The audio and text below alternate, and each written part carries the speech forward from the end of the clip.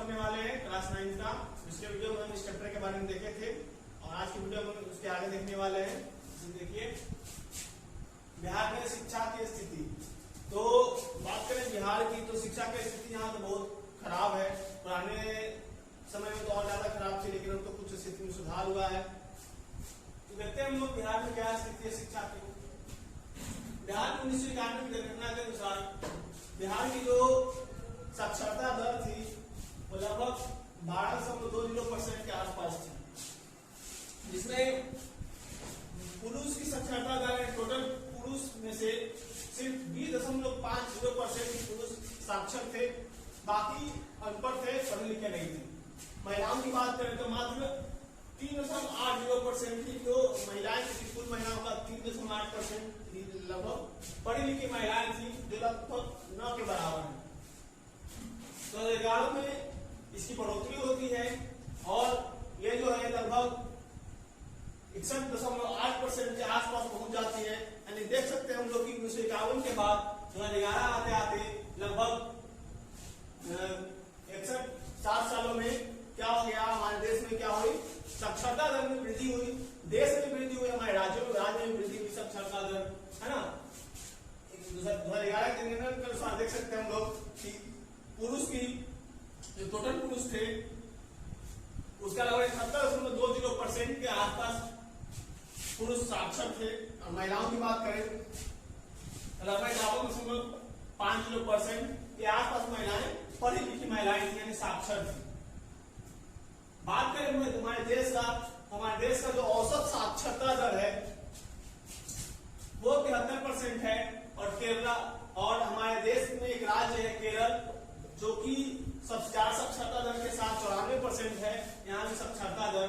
और उड़ीसा एक पिछड़ा राज्य जिसकी साक्षरता दर 72.9% है, जो कि बिहार से लगभग ज्यादा है। तो ये स्थिति के कारण बिहार इतना पिछड़ा हुआ है। शिक्षा जो होती है किसी भी समाज का एक अच्छा निर्माण करने में बहुत बड़ी सहायक होती है। शिक्षा के द्वारा हम अपनी उत्पादन क्षमता बढ़ा सकते हैं, है ना।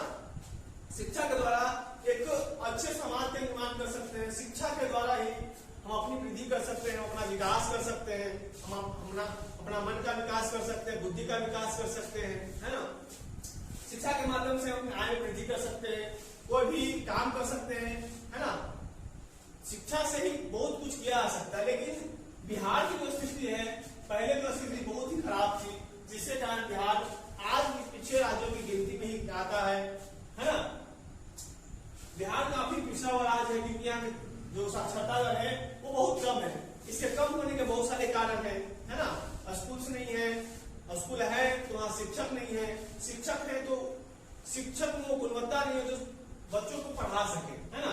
विद्यालय की स्थिति ठीक नहीं है, प्रयोगशाला सही नहीं है, जिसके कारण बिहार की स्थिति काफी खराब है, खासकर शिक्षा के मामले में, है ना। तो देखते हैं कि बिहार में शिक्षा की क्या क्या समस्याएं हैं। ये तो हम लोगों को देख लिया कि इस प्रकार बिहार जो है साक्षरता के मामले में काफी पीछे है। कुछ जिले हैं बिहार में, वो देख लेते हैं। तो बिहार में जो सबसे ज्यादा साक्षरता दर वाला जिला है वो है रोहतास, जो 73.37% 73.37% के साथ पहले नंबर पे अपना स्थान रखता है। रोहतास में साक्षरता दर काफी अधिक है, महिला और पुरुष में भी यहाँ की साक्षरता दर काफी अच्छी है। दूसरे जिले पर बिहार की राजधानी पटना है, पटना जिला जो बिहार की राजधानी है, उसका लगभग 70.68% के आसपास यहाँ की साक्षरता दर है। तो उसके बाद आगे भोजपुर का 70.47% है, मुंगेर 70.46%, लगभग आसपास के सब लोग। औरंगाबाद की बात करें 70.32%, बक्सर की बात करें 70.14% के आसपास है। कहने का मतलब है कि बिहार में एक रोहतास ऐसा जिला है जहाँ की लगभग 73% आबादी जो है वो पढ़ी लिखी आबादी है ना।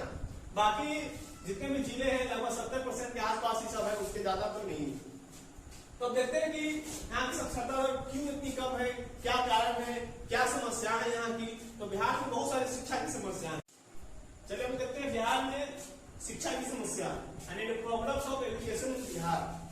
तो बात करें स्वतंत्रता के समय की, तो जब हमारे देश की स्वतंत्रता प्राप्त हुई थी, स्वतंत्रता के बाद जस्ट बिहार की हालत बहुत ही खराब थी। शिक्षा के मामले में बहुत ज्यादा खराब थी और यहाँ की साक्षरता दर बहुत कम थी। आप देख सकते हैं कि यहाँ पर लगभग 12% लोग यहाँ के साक्षर थे।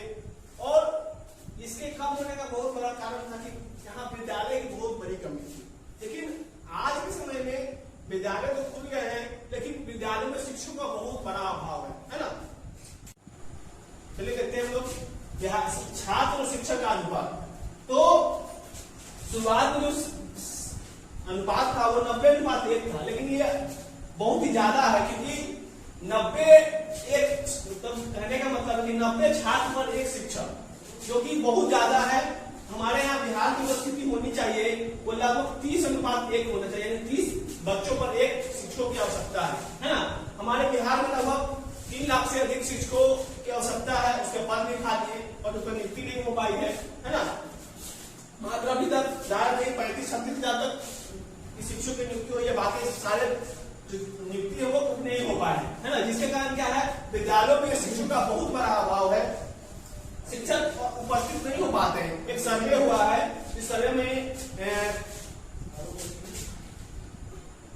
तो संयुक्त राष्ट्र का एक सर्वे हुआ है जिसमें बताया गया है कि अगर सिर्फ शिक्षकों के अवकाश को हटा दिया जाए तो पूरे साल में जो शिक्षक हैं, ये भारत की स्थिति है, शिक्षक जो हैं मात्र 2 महीने ही विद्यालय में अपना कार्य का संपादन कर पाते हैं। एक सर्वे हुआ है, सर्वे में ये निकाला गया है कि पूरे साल में उनके अवकाशों को हटा दिया जाए, पर्व त्योहार और बाकी जो शिक्षकों का अवकाश होता है उन सभी को हटा दिया जाए, तो क्या है कि पूरे साल में लगभग 60 दिन यानी लगभग 2 महीने ही शिक्षक अपना कार्यों का संपादन करते हैं।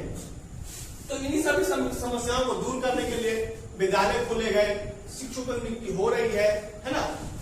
प्राथमिक विद्यालय खोले गए, माध्यमिक विद्यालय खोले गए, उच्च माध्यमिक विद्यालय खोले गए, लेकिन यहाँ पर शिक्षकों की नियुक्ति बहुत धीमी चल रही है। विद्यालय तो खुल गए हैं, लेकिन शिक्षकों की नियुक्ति बहुत धीमी गति से चल रही है।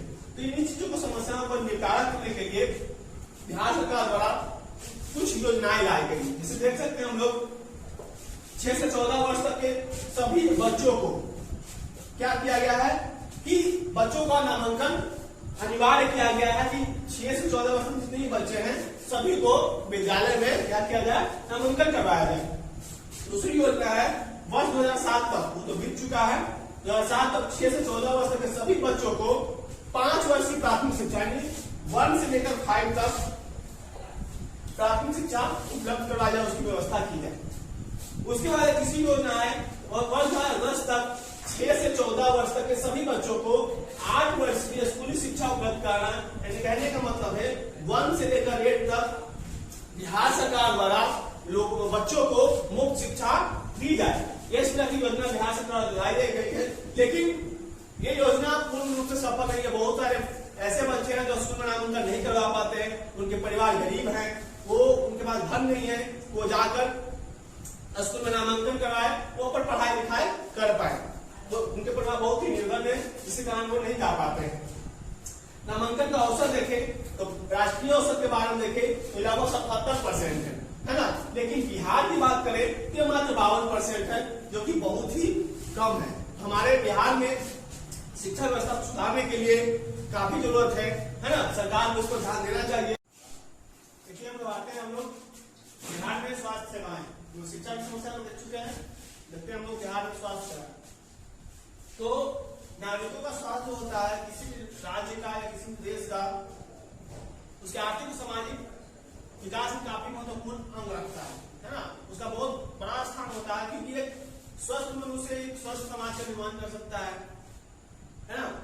मनुष्य के विकास में उसके वृद्धि के लिए उसका स्वस्थ होना बहुत ही जरूरी है, और एक स्वस्थ मनुष्य ही किसी काम को अच्छे ढंग से कर पाएगा, चाहे वो मजदूरी करे या फिर पढ़ाई लिखाई या जो भी काम करेगा, तो स्वस्थ मनुष्य एक अच्छी तरह से किसी भी काम को कर पाएगा। ठीक है, हमारे देश में स्वास्थ्य को व्यक्ति का मौलिक अधिकार माना गया है, इसीलिए सरकार द्वारा जितनी योजनाएं लाई जाती है उसमें स्वास्थ्य सेवाओं को एक वरीयता दी जाती है। ठीक है, पिछले जमाने में आजाद हुआ था उस समय बिहार की स्थिति स्वास्थ्य के मामले काफी खराब थी, अस्पताल नहीं थे, डॉक्टर्स नहीं थे, लेकिन विगत के वर्षों में क्या अस्पताल खोले गए हैं। शहरों में निजी अस्पताल, महाविद्यालय अस्पताल जो होते हैं, है ना, वो इस तरह के नए नए अस्पताल खोले गए हैं जो शहरों के लोगों की जन सेवाओं का संचार कर पाती है। गांव में बहुत तरह के अस्पताल खोले गए हैं, प्राथमिक स्वास्थ्य केंद्र हो गया, प्राथमिक स्वास्थ्य उप केंद्र हो गया, उप स्वास्थ्य केंद्र है, अनुमंडल स्तर पर अस्पताल होते हैं, प्रखंड स्तर अस्पताल होते हैं। देखते हैं हम लोग तो शहरों में या गांव में बड़े अस्पतालों के प्रभाव को कम करने के लिए, क्योंकि जिस प्रकार जनसंख्या बढ़ रही है तो अस्पतालों पर जिनका प्रभाव पड़ रहा है वहां पर भीड़ भाड़ हो रही है। इसी प्रभाव को कम करने के लिए सरकार द्वारा कई तरह के रेफरल अस्पताल खोले गए हैं, जैसे प्रखंड स्तर पे, अनुमंडल स्तर पे, जिला स्तर पे बहुत सारे अस्पताल खोले गए। तो देखते हैं हम लोग अस्पतालों के बारे में। बिहार राज्य में कुल लगभग 36 ऐसे अस्पताल है, जिला अस्पताल है। हर जिला में बड़े सा अस्पताल है, कहते हैं वो 36 है। उनकी संख्या कितनी है? 36 है। उसके बाद रेफरल अस्पताल हमारे बिहार में टोटल 71 है।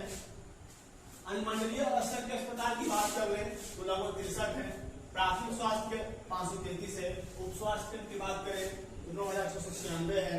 अतिरिक्त प्राथमिक स्वास्थ्य केंद्र की बात करें तो 1330 है। कहने का मतलब है कि बड़े अस्पतालों पर इनका भार कम करने के लिए क्या किया गया है? छोटे छोटे अस्पतालों की स्थापना की गई है, ताकि गांव के छोटे कस्बों के जो लोग हैं उनके हितों का ध्यान रखा जाए, उनको स्वास्थ्य को ध्यान में रखकर उनकी सेवा की जाए, है ना। हम लोग आगे देखते हैं, बात में अच्छे भी करें तो इसमें जो रोगियों की संख्या थी, यानी एक दिन में रोगी आने वाले थे अस्पताल में, एक दिन में वो 1829 है। यानी एक दिन में जो 6 दिन सर्वे हुआ है उसके अनुसार एक डाटा आया कि रोगियों की संख्या एक दिन में 1819 है। लेकिन 6 साल बाद 2012 में यह संख्या लगभग बढ़कर 9863 हो गई। एक दिन में जो पहुंचे रोगियों की संख्या हो गई, एक दिन में अस्पताल पहुंचने की 9863 हो गई, तो काफी बहुत ज्यादा है। तो देख सकते हैं कि लगभग 9 गुना ज्यादा है। यानी 6 साल में 9 गुना। यानी कहने का मतलब है कि जनसंख्या भी इसी आधार पर बड़ी होगी, है ना। अब आगे देखते हैं हम लोग, जैसे समय बीतता गया स्वास्थ्य सेवा में सुधार होते चला गया। जब स्वास्थ्य सेवा में सुधार होने मृत्यु दर कम हो गया, शिशु मृत्यु दर कम हो गया, जिससे क्या हो गए, लोगों का जीवन प्रत्याशा बढ़ गया, उनके जीने की जो आयु है उनमें वृद्धि हो गई, क्योंकि उनकी सेवा स्वास्थ्य का ध्यान रखा जाने लगा तो उनकी आयु बढ़ने लगी। और देखते हैं 1981 की बात करें तो लोगों का जीवन प्रत्याशा जो 53 साल था। कहने का मतलब ऐसा नहीं कि जनसंख्या इसमें बढ़ रही थी, जनसंख्या बढ़ रही थी, लेकिन जन्म दर जिस प्रकार से उसी प्रकार से मृत्यु दर भी था, जिसके कारण क्या थी, लोगों के जीवन प्रत्याशा काफी कम थी, लगभग 53 साल ही थी। ये औसत है, ये एक व्यक्ति का नहीं है, ये औसत है पूरे राष्ट्र का। जन्म दर मृत्यु दर को करके ये निकाला जाता है जीवन प्रत्याशा की। नॉर्मल आदमी का जीवन काल कितना? 53 साल है। ये 1981 का है। बात तो 6 से 10 के बीच में ये बढ़कर कितनी हो गई? 65.8 वर्ष के लगभग हुए। यानी एक व्यक्ति का जीवन काल कितना माना गया? 65.8 वर्ष माना गया। यानी कहने का मतलब है कि जैसे जैसे समय बीतता गया देश में, हमारे राज्य में क्या हुआ, स्वास्थ्य सेवाओं में सुधार होते चले गया। नए नए अस्पताल खोले गए, डॉक्टरों को नियुक्ति की गई, जिससे क्या हो गया, जीवन लोग स्वास्थ्य सुधार गया और उनके जीवन काल बढ़ गया। आगे देखते हैं हम लोग स्वास्थ्य सेवाओं की उपलब्धता। तो स्वास्थ्य सेवाओं यानी लोगों का स्वास्थ्य को देखने के लिए उनकी स्वास्थ्य सेवाओं की उपलब्धता देखी जाती है, कितनी लोगों पर कितने उनके स्वास्थ्य पर ध्यान रखा जा रहा है उनके बारे में। देखते हैं हम लोग 2001 की बात करें तो 3347 रोगियों पर 3347 रोगियों पर मात्र एक डॉक्टर हुआ करता था। कितने डॉक्टर? सिर्फ एक डॉक्टर। 3347 मरीज को देखने के लिए सिर्फ एक ही डॉक्टर उसमें उपलब्ध था। लेकिन समय बढ़ा तो ये क्या हो गया, डॉक्टरों की संख्या बढ़ी तो क्या हो गया, रोगियों की संख्या, मतलब डॉक्टरों पर रोगियों का भार कम हो गया और ये समय बीतता गया और ये क्या हो गया, घटता चला गया। देखते हैं राष्ट्रीय औसत, तो ये देखिए राष्ट्रीय औसत अनुपात कितना था, 1855। यानी एक डॉक्टर 1855 मरीजों की देखभाल करता है। राष्ट्रीय औसत है, बिहार में इसकी संख्या काफी अधिक 1983 में कितना है 1855 है। 2002 की बात करें तो हमारे राज्य में टोटल 623 सामुदायिक स्वास्थ्य केंद्र हुआ करते थे। देखिए 2002 में 623 सामुदायिक स्वास्थ्य केंद्र, 875 प्राथमिक स्वास्थ्य केंद्र और 3705 स्वास्थ्य उपकेंद्रों की कमी थी। यानी कहने का मतलब है कि 623 सामुदायिक स्वास्थ्य बड़ा जो स्वास्थ्य केंद्र होता है उसकी कमी थी, 875 प्राथमिक स्वास्थ्य केंद्र की कमी थी। यहाँ हर गांव में प्राथमिक स्वास्थ्य केंद्र होता है, स्वास्थ्य उपकेंद्र जो छोटे छोटे कस्बों या गाँव में भी होता है स्वास्थ्य उपकेंद्र, है ना, लगभग इतनी कमी थी। कहने का मतलब है 2002 में हमारे अस्पतालों की बहुत कमी थी, है ना, तो उसमें क्या होगा हमारे राज्य का जीवन प्रत्याशा काफी कम होगा। आगे देखते हैं हम लोग। तो वर्तमान की आधारभूत सुविधाएं जैसे क्या है, जैसे अस्पताल खोले गए हैं लेकिन इतने अस्पताल नहीं खोले गए हैं कि राज्य के जो सरकारी अस्पताल है पूरे जनसंख्या को उनकी स्वास्थ्य सेवाओं का लाभ दे सके। तो हम देख सकते हैं कि बिहार का जो हालत है, जो सुविधा है मरीजों का, वो राज्य सरकार द्वारा सिर्फ 20% लोगों को ही पूर्ति कर पाता है, बाकी 80% लोगों की जो पूर्ति होती है वो निजी संस्थान या निजी क्षेत्र द्वारा किया जाता है। इस प्रकार हम देख सकते हैं कि बिहार में स्वास्थ्य की हालत में, स्वास्थ्य सेवाओं की हालत में कुछ ठीक ठाक नहीं है। ठीक है, तो देखते हैं आगे आवास पे। जिस प्रकार भोजन वस्त्र हमारे जीवन के लिए बहुत ही उपयोगी है, महत्वपूर्ण है, उसी तरह आवास भी हमारे लिए बहुत ही महत्वपूर्ण है ना, क्योंकि एक स्वस्थ समाज, स्वस्थ व्यक्ति के निर्माण के लिए आवास की बहुत आवश्यकता होती है ना। आवास उसके रहने का स्थान होता है जहां से सभी क्रियाकलापों का संचालन कर सकता है। कहीं काम करने गया है तो उसको आके ठहरने के लिए, सोने के लिए, आराम करने के लिए किसकी आवश्यकता है? आवास की आवश्यकता है। अपने परिवार को रखने के लिए, सुखी जीवन व्यतीत करने के लिए किसकी आवश्यकता है? आवास की आवश्यकता है। तो जिस प्रकार भोजन वस्त्र हमारे जीवन का मूलभूत आवश्यकता है, उसी प्रकार आवास हमारे जीवन का मूलभूत आवश्यकता है। बात करें बिहार की, तो बिहार की स्थिति काफी खराब है। यहाँ के लोग बहुत ऐसे गरीब लोग हैं जिनके पास रहने के घर नहीं है ना, वे कहीं झुग्गी झोपड़ियों में जहां मन वहां रैन बसेरा में रहा करते हैं। हमारे बिहार में जो गांव में लोग रहने वाले हैं उनके यहाँ भी बहुत स्थिति काफी खराब है। लोग मिट्टी के घर में रहते हैं, बहुत लोगों के पास मकान नहीं है, पक्के मकान नहीं है। तो हमारे यहाँ आवास की बहुत बड़ी समस्या है। ये समस्या दो प्रकार की समस्या होती है, एक परिणात्मक समस्या होती है, दूसरा गुणात्मक समस्या होती है। अब हम जानेंगे कि आखिर परिणात्मक क्या होता है और गुणात्मक क्या होता है। तो परिणात्मक समस्या हुआ है जहाँ मकानों की कमी है ना, ये मूलभूत समस्या है कि मकानों की कमी है, लोगों के पास मकान नहीं है रहने के लिए, है ना। तो ये आपका परिणात्मक समस्या है कि लोगों के पास मकानों की कमी है। दूसरा है गुणात्मक समस्या, मकानों का निम्न स्तर। गुणात्मक का मतलब होता है मकानों का निम्न स्तर। भाई मकानों का निम्न स्तर क्या है? तो मकानों का निम्न स्तर वह है जहां पर स्वच्छ हवा, जल, है ना, वातावरण,